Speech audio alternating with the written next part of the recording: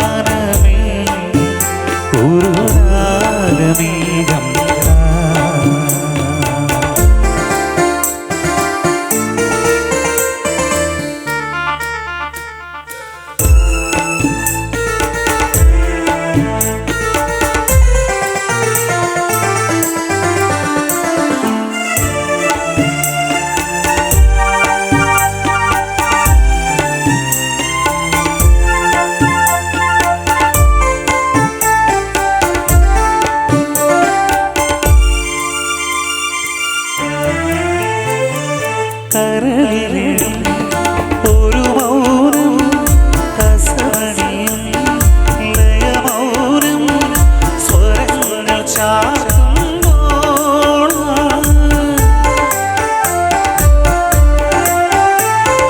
കരളിലെഴും ഒരു മൗനം കസവണിയും ലയമൗനം സ്വരങ്ങൾ ചാർത്തുമ്പോൾ.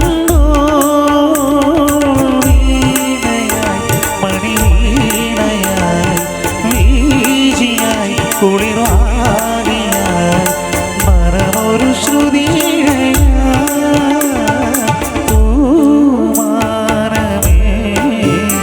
ഒരു രാഗമേഘം.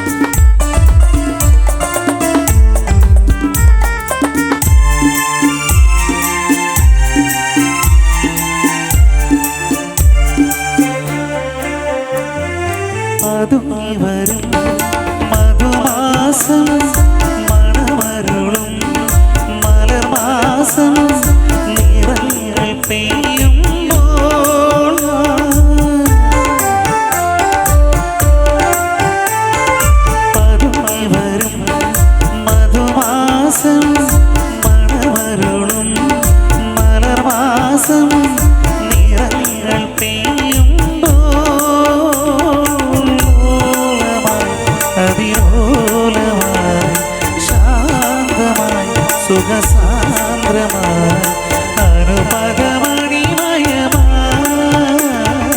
പൂമാനമേ ഒരു രാഗമേഘം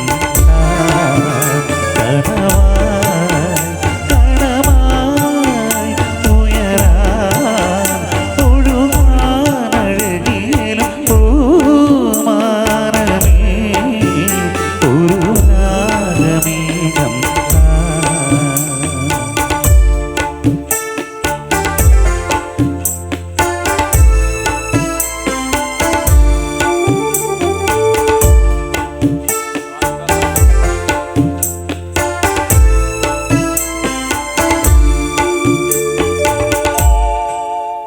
താങ്ക് യു പ്രിയമുള്ളവരെ.